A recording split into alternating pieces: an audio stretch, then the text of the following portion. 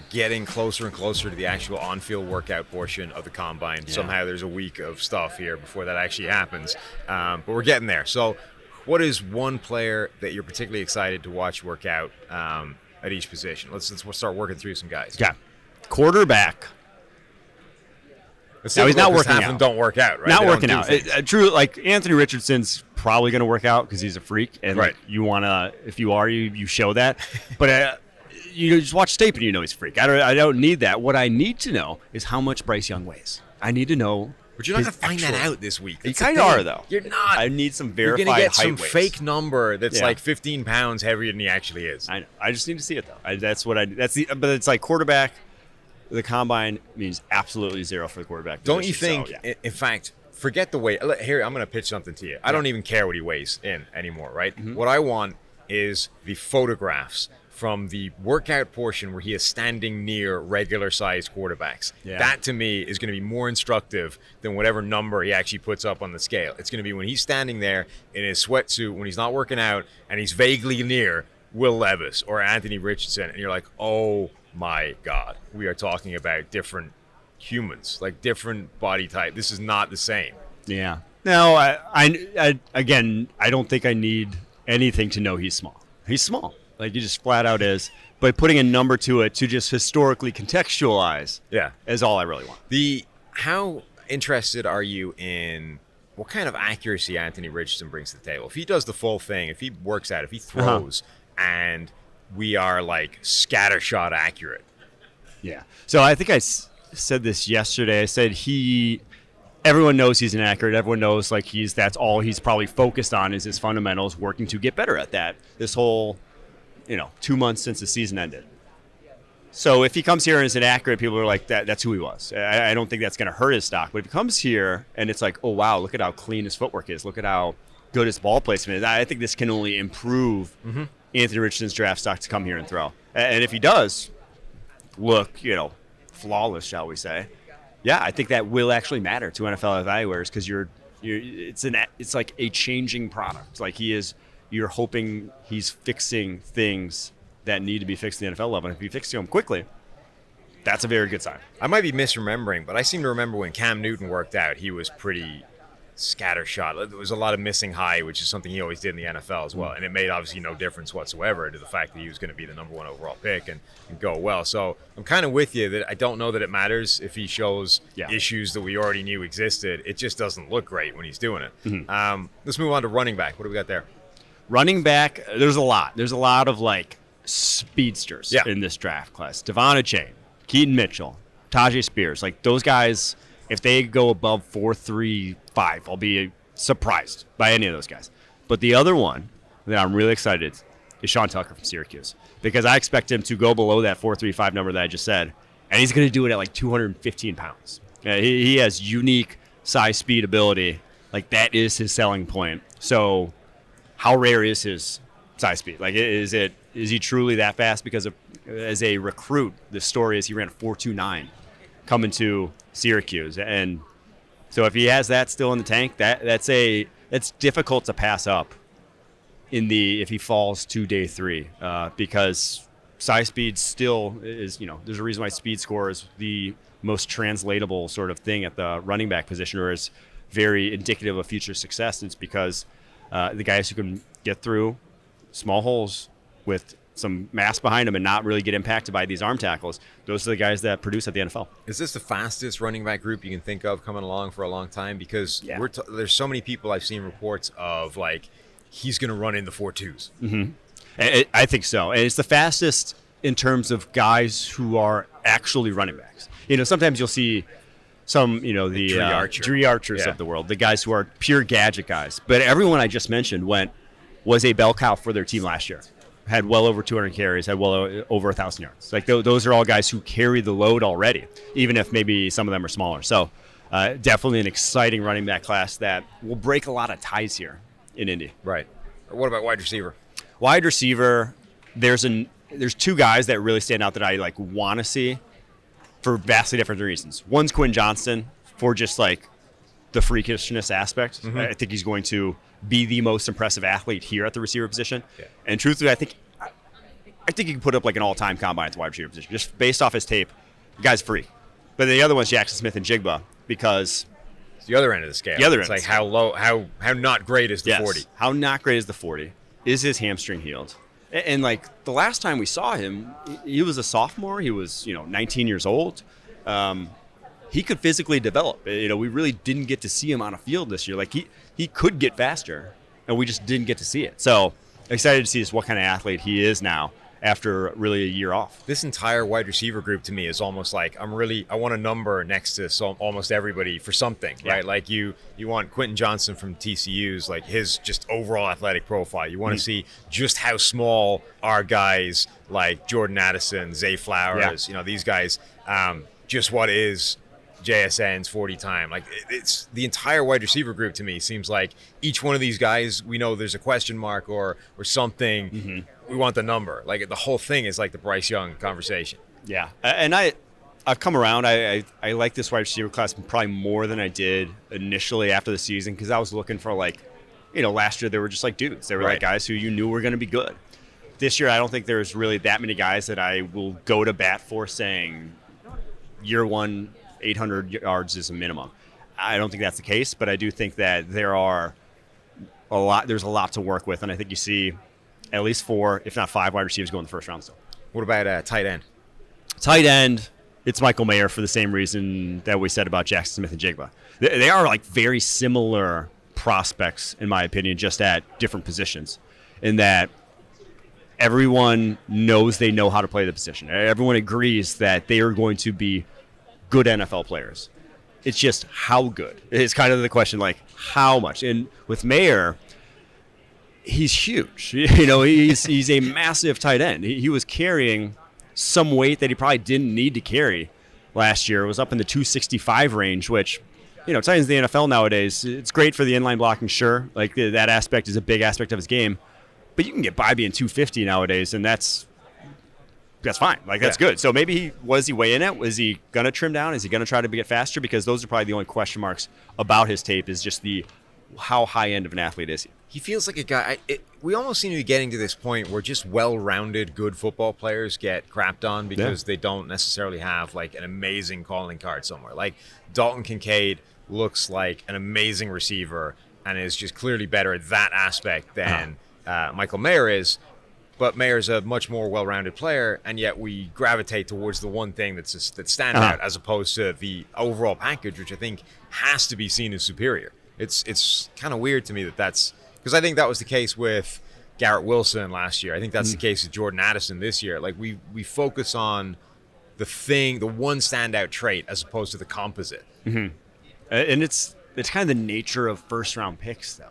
Teams chase the highest of ends. Like there's that like whole thing. If he's a top 5 pick, he has to be all pro potential. Yeah. And it's like sometimes you just want to get a good football player. And so like if you're drafting Michael Mayer, you're drafting Jackson Smith and Jigba in the draft class, you have a win. Like those guys are good already. It feels like either we're sort of misrepresenting what the strike rate is for these guys, and chasing something that's just much less likely to happen than they think it is. Yeah. Or dramatically underestimating just how important a good player is. Like if you get a guy who's maybe doesn't have a standout trait, but his composite skill set is good and he is a good player, that's a really valuable thing and probably worth a very high first-round draft pick. Yeah, if you stack, and I say this all the time, first, second, third round picks, that's kind of like your draft. If you hit on those 3 every single year for 4 straight years, you have 12 quality starters on your roster.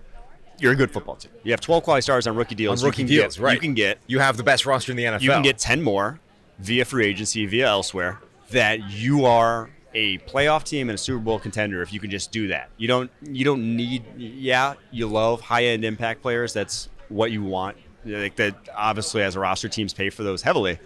But if you just have no holes in your roster, you're going to be in the Super Bowl conversation. Yeah, I mean, you if you have that kind of strike rate, you would be the best drafting team of all time, and you would have, by definition of what it allows you to do everywhere else, you would have probably the best roster in the league. And I think teams kind of lose sight of that trying to chase these like superstars. Like I need the Jamar Chase. If I do that, that allows everything else to work. I don't think you do. You just need to actually draft well and probably like you. This is a funny way where like Kwesi, for the Vikings, is probably an interesting guy to monitor, because as a finance guy, it's all about diversifying the portfolio, making sure that you do get enough on the fairway, and not everything is shooting for that green and the hole in one, all that kind of stuff. All right, offensive line. Yeah, and I was gonna just to one more point on that. If you swing for those high ends, you force yourself into a position where you're starting them 3 years in a row. Like a first round pick who's a top 20 pick, top 15 pick, they are starting on your roster for 3 straight years, and good or bad, you're kind of shoehorned into them. And so you can have a hole on your roster drafting guys who are just these projects and not address it because you're like waiting for that next shoe to fall. All right, offensive tackle though. DeJuan Jones is who I want to see test. I don't love this tackle class. Like I don't really care what, Broderick Jones, Peter Skoronski, Paris Johnson, they have the athletic tools to succeed. I can see that on tape. But DeJuan Jones is the one where it's like, he is a unique dude. And even if he tests poorly, I'm not super worried. But like if he tests kind of even just like as an average athlete, for he's 6'8", 375-pounder. Biggest wingspan ever. 7'5.5" inches. That's the guy I'm taking in the first round. If he has average movement skills at that size, because he's so skilled for attack, like uses his arm so well, that I'm taking him. Maybe he's not going to ever look like Trent Williams, but he's going to be a quality starter in the NFL if he truly is that. How interested are you in Skoronski's arm length? Because that's the thing that a lot of people are going, as soon as he hits 32 and a quarter or whatever, it's like, guard, forget it. They're short. They are, you can tell. So they're shorter than 99% of starting tackles in the NFL. If it's, comes in 31 inches or whatever, it's not what's going to come in at. Then it's like, okay, yeah, he's 100% kicking inside. But yeah, I guess I'm a little interested. If he gets over 32, I'm still trying him at tackle. Braden Smith's 32 range, fine tackle. You can get by there, and it's obviously the value proposition. Tackle's just more valuable, harder to find. I'd throw him there first. The Joe Thomas ruined the whole arm length argument when it turned out that his 32-inch measurement was fake. Was some sort of error in the system, and he actually is 35 and prototypical arm size for an offensive tackle. Now everybody's got to scramble around for the Braden Smiths of the world. It's it's not quite as compelling an argument as Joe Thomas has short arms. Therefore, you can put whoever you want there. What do we got? We got defensive line. That's where we're going next. Defensive line. Let's go to Kalijah Kancey from Pittsburgh. Yes. The uniquest. It's not a word. You can't modify unique. He's the uniquest dude. Here's the thing. This is a total diversion. This is what we do on this podcast, right? Yeah. I am going to put an argument to you that you should be allowed to modify unique, right? Okay. And here's why, right? Every human being in the world is unique. Mm-hmm. Steve, however, is more unique than you or I. Yeah. But then he just is. He is more unique. He is very unique. He has more unique traits. Yes. And therefore that's how you would have is an extreme level of unique. He has more of them. It should be possible to modify unique to differentiate just how rare a certain thing is. I mean, I agree, but it is itself a what is it called? It's I know superlative. So right. But Kalijah Kancey is the uniquest of the dudes here. You don't find 6 foot 280-pound defensive tackles in the NFL. Full stop. Who's your comp for him? There is no comp for him. Oh, you don't have one. There's no comp. That's why you don't find 6 foot 280 tackles. Well, you do. Even Aaron Donald, right? Who is a little over 6 foot. I think he's taller than Kancey. He's a little bigger than Kancey, and he's 100% longer than Kancey. I think Aaron Donald had almost 33-inch arms. Kancey is not going to come in that size. So you go back and I went back and watched Aaron Donald tape at Pittsburgh because I wasn't scouting then. Right. When he came out, it was before we graded college football, and just to kind of watch the difference. And this is going to sound blasphemous to say, but I think Kancey is quicker than Aaron Donald. The gold standard for that, I think he is quicker. Wow. Based on his tape. At least the collegiate tape was quicker. Now, obviously, Aaron Donald in the NFL, a different animal. We were projecting years out. But I think he's quicker, but he's definitely not as powerful. Like Aaron Donald, that's kind of the underrated thing of him. Yeah, he doesn't hold up well to double teams, but he is strong, man. And he gets his hands on you, and they are powerful. Kancey doesn't really have that to his game. Now, he can leverage you, he can get underneath you, and he can explode off the line of scrimmage, but he doesn't have that strength aspect that Aaron Donald has. But the quicks, there's going to be a role for him that he is going to be impactful for. Sure, he may be a liability against the run, may have to protect him in some regards. but that is a guy who's going to make an impact at the NFL. That's fine. Yeah. So Yeah. he's going to get a lot of comps to Aaron Donald just because of the easiness of undersized defensive tackle from Pittsburgh, right? It's just not fair to compare anybody to Aaron Wild Donald. that it is from Pittsburgh, though, right? Right. Like, Yeah, wild it's that crazy. the 2 ones are from Pittsburgh. But it's not fair to compare anybody to Aaron Donald Yes. because he was dealing with 2 things, like the ridiculous undersized thing, but then having like maybe the best hands I've ever seen from an interior defensive lineman of shedding blocks and making like those 2 things together are why Aaron Donald is amazing. It doesn't work if you only have one of them, or it might, but it's like it's a totally Yes. different conversation. So to me, it's like, can he be the next Aaron Donald? It's just an unreasonable and ridiculous question. But if you start thinking about like what he can be, like can he be some sort of supercharged version of Milton Williams for the Eagles? Yeah. That was a guy that they draft. Now, he's an undersized defensive tackle, but he's like 3 inches taller and 10 pounds heavier, maybe. So again, it's a very different sort of size scale we're talking about, but that's a more reasonable question. Yeah. So in Bruce Feldman's freaks list, Cansey was someone in the top 20. He said he ran in the 4.6s at that size. Aaron Donald, obviously the DT record, ran 4.69 coming out. If he goes faster than Aaron Donald, I will. That's a guy I might go top 10 pick on. Truthfully, just because of how he has the best pass rushing move set in this draft class. I don't care the position. He's better than Jalen Carter, better than Will Anderson. Like, he has more moves at his disposal. He knows how to rush the passer, and if he's that high in an athlete, I don't care if he's 270. There's going to be a position along the defensive line where he can make an impact. And I'd even at that point, if he does come in really light, I'd even transition him out to the edge just because he's so good. Wow. Like, we've seen it with James Harrison. We've seen it with like an Elvis Dumervil. He can be in that mold of just a guy that's a problem as a undersized bull rusher off the edge. Just take a guy at that size running that speed is absurd. Yeah. Like, having had some very recent experience of discovering how fast you can run these days. Yeah. But like, even I think the fastest I ever hit was like a really high 4.6, and I weighed 100 pounds less than he does. Like, that's ridiculous. He can run the same speed that I could when I was at my fastest, and I was fast, and he would be carrying an extra 100 pounds. Yeah. Like a 100-pound backpack chasing me down. That's ridiculous. Yeah, it just his get off on tape is truly different. It is. He is into offensive linemen before they can even get out of their stance. And he times up the snap when he has that part down. It's over. You're fighting for your life then as an offensive guard.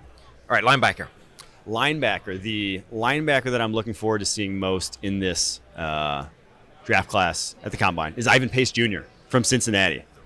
He is 5'10", 230. So we already know how big he is, and it's not big. but it's like 230 is not insignificant when you're 5'10". When you're 5'10", yeah. So like it's more like the wingspan. He's never going to, in coverage, be able to affect plays that, say, a Tremaine Edmonds can. Mm-hmm. So he's going to have to play a specific he's role. built like a tank. Like, that's fire like a brick. He's a fire hydrant.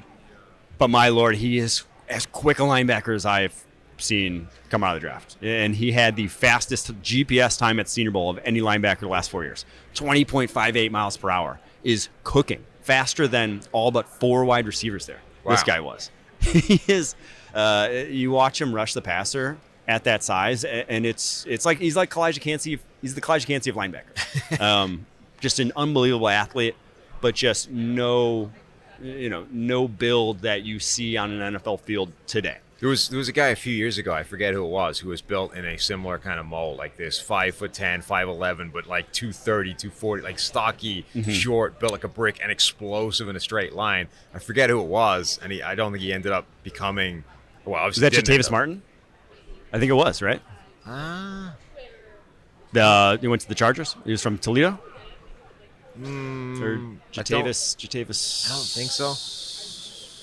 Maybe not, but. No. I will say, but it's very unusual. Malcolm Rodriguez is probably your case study. Last year, 6th-round pick to the Lions. Same knocks, right? Same, like, he was 5'11", wingspan is the shortest of any linebacker in the NFL. And I think his rookie year, like, you weren't upset having him out there as a linebacker. Like, this similar type of just, like, everything else is there except for the size.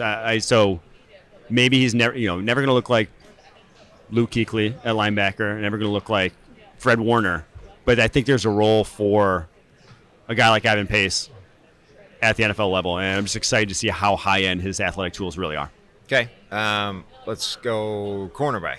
Cornerback, it is one Keely Ringo from Georgia. Love this cornerback class. I think he's gotten passed up, though, by a lot of guys just because his tape was, quite honestly, lackluster this year. And it's not just the 40, because I am excited to see the 40 because he could be in rarefied air based off of his. So he ran 4.35 electronically verified in high school. He has track times in the low 10-second range coming out of high school as well. But he's 6'2", 215. He looks like a linebacker out there. So if he goes sub 4.35 at over 210 pounds, he'll be the only cornerback in combine history to have done so at that size. So unique size speed dude, but I'm actually more looking forward to his cone and his shuttle because that's where he doesn't win. That's where he loses. He is not the pure match and mirror guy. And so if those are ugly, and I have a third-round grade on Ringo right now. I just don't see how that can play at the NFL level with how stiff he kind of looks on tape at times. And that's the downside of that size, right? Everyone's searching for that size, the length, the things that it lets you do down the field. But the flip side of that is that the problem with that is it does make it really hard for those guys to transition in space and break down and change direction and go laterally compared to much smaller guys or much quicker guys that they're trying to cover. Yeah. What about safety? Safety, the guy I'm looking forward to most is Sidney Brown from Illinois. It was going to be J.L. Skinner. He tore his pec. Not going to come here and test. But Sidney Brown from Illinois, because at Senior Bowl he already checked it, weighed in at 5'10", not great, but he has a 6'3" wingspan. Really long arms for a guy who's 5'10", and really big hands, 10.25-inch hands. Which long arms, hands, I was like that's tackling. That is the traits that help as a tackler at the next level. 213 pounds, uniquely built. Like him and his brother, his running back, are almost the damn near same size. So he has a running back build, but at the safety position, very curious to see what he runs here because he has some of the best GPS numbers of any safety in this draft class, and can really, really fly. So I think he's a guy who, after this combine, we could be talking about as a top 5-ish safety in this draft class if he really blows it up. All right, cool.